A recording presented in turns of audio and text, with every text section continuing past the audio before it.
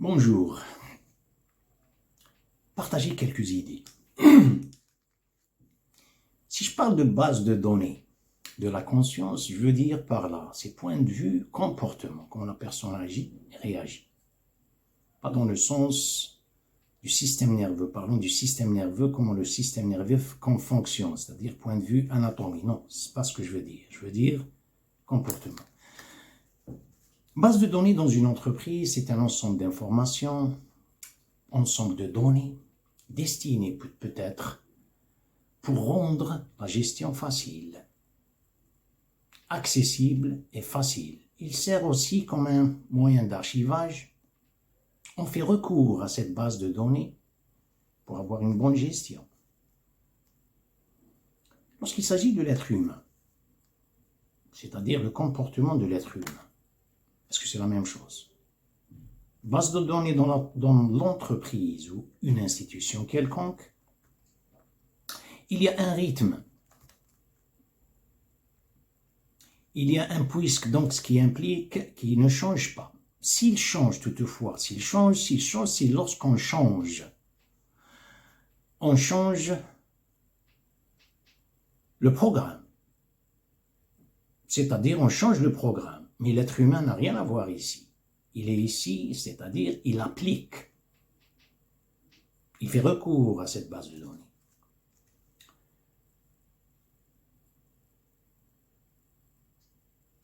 On dirait, dans cette application, je parle de base de données, il y a un rythme, il y a un programme, il y a une cadence, et l'être humain, il est dans ce wagon transportable. Est-ce qu'il veut changer? Est-ce qu'il va changer? Non, je ne parle pas parce qu'il doit changer ça, non. Je parle du comportement de l'être humain. Ce qui est grave, c'est que on voulait faire de l'être humain base de données au niveau de sa conscience pour qu'il soit dans un état agentique et non pas un état autonome. Prenons l'exemple d'un pot de plantes. Vous avez une petite plante dans ce pot. Vous déplacez le pot là où vous voudrez. Ce qui veut dire que cette plante, elle est transportable. Transportable et elle agit et réagit suivant le volume du pot. C'est-à-dire, les racines poussent profondément alors qu'il n'y a pas de profondeur. Et elle stoppe. Par contre, lorsque la plante, un arbre, une plante et une tige, vous allez la planter dans la terre, c'est pas la même chose. Celle-ci, la plante, lorsqu'elle est dans un pot, elle est transportable, elle est vulnérable. L'action, elle est elle, mais elle n'est pas elle. Elle pousse d'une manière voulue à partir de quelqu'un d'autre. Mais dans la terre, l'arbre, surtout prenez l'exemple d'eucalyptus par exemple, parce qu'il pousse, les arbres poussent. Vous allez voir le tronc d'arbre, il prend par exemple un diamètre, un très grand, mais vous le mettez dans un pot, il ne va pas pousser, car il n'y a pas une poussée profonde pour qu'il y ait une poussée vers le haut de l'arbre.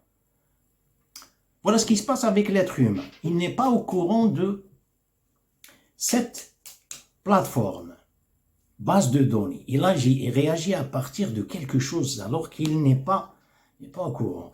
On va prendre un petit exemple, je le donne souvent. Un petit exemple pour imaginer quelqu'un, par exemple, il est dans une chute libre avec un parachute et vous lui donnez, par exemple, un haltère pour qu'il fasse des exercices avec cette chute. Est-ce qu'il peut faire des exercices? Non, il ne peut pas, bien sûr. Et pourquoi? Il ne peut pas, je ne sais pas, il ne peut pas. Vous lui donnez, il va tomber, il va le tirer, le poids qui va le tirer vers le bas. Ok. Zéro gravité, il n'y a pas de pesanteur au-delà. de la pesanteur, de la gravité. Voilà, il vole. Vous lui donnez un haltère. L'haltère lui-même, il est dans l'air. Faire des exercices, il ne peut pas. Il a besoin de cette gravité, il a besoin d'une plateforme sur quoi il se repose pour que l'action, elle vient d'ici, elle tombe vers le bas. Ensuite, l'action, elle vient d'ici. Regardez, suivez par exemple la flèche vers les épaules, deltoïde, le torse, les jambes, vers le pied. Ensuite, elle rebondit, l'action. Et elle revient ici, elle se contracte. Ici, il développe les biceps. Et s'il veut, par exemple, développer d'autres muscles, il n'a qu'à changer de position. Puis l'ovaire et tout ça. Il est dans une piscine profonde. Vous lui donnez le même haltère, vous lui dites d'exercer. Il ne peut pas. Il doit toucher le profond, le parterre. Donc, il a besoin d'une profondeur. Il se repose sur quelque chose. Ce petit morceau, cette surface, elle est de 20 cm, 25-30 cm carrés. C'est la sienne. Il a besoin d'une plateforme, il a besoin de centre de gravité. Le centre de gravité qui maintient la verticalité de son existence. Vous avez une autre personne, elle est là, elle a sa propre plateforme et elle a son propre point de gravité. C'est-à-dire, cette verticalité, elle ne peut pas se partager. Si vous mettez les deux, même les deux sont là, l'un adjacent, l'un avec l'autre, mais celui-là, il a sa propre surface, sur quoi il repose, et son centre de gravité, qui maintient son équilibre. Si vous changez de position, celui-là va être avec celui-là, il ne peut pas être. Il n'a pas de centre de gravité, il va le perdre.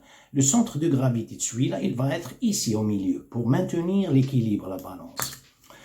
C'est la même chose lorsqu'il s'agit, ça c'est une action objective dans le monde externe, mais l'action psychique. On ne dit pas action, on dit l'intention. Pouvez-vous attribuer point de vue temps, point de vue espace et l'intention qui peut être attribué à l'individu? Pouvez-vous attribuer le temps à un automate? Un automate, il agit et réagit, c'est un automate.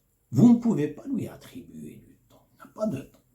Sa conscience, on dirait, elle est gelée. C'est un automatisme. Le temps subjectif, psychique et le temps objectif. Le temps objectif, janvier, février, décembre, les mois et tout ça, vous n'avez rien à modifier.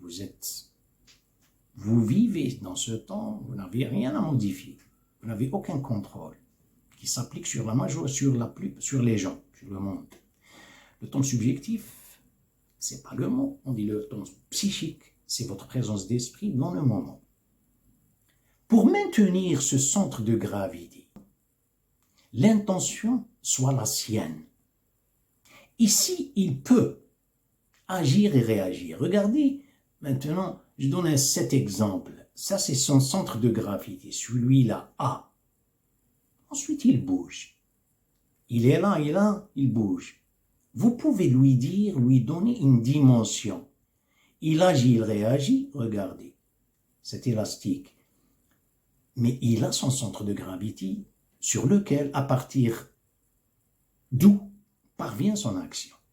Mais lorsqu'il est lui-même il n'y a pas de dimension, comme la plante que je viens de mentionner auparavant. Il n'y a pas de dimension.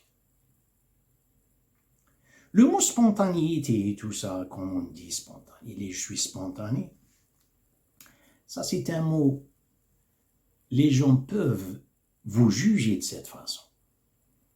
Mais pour dire, moi je suis spontané, peut-être on exagère.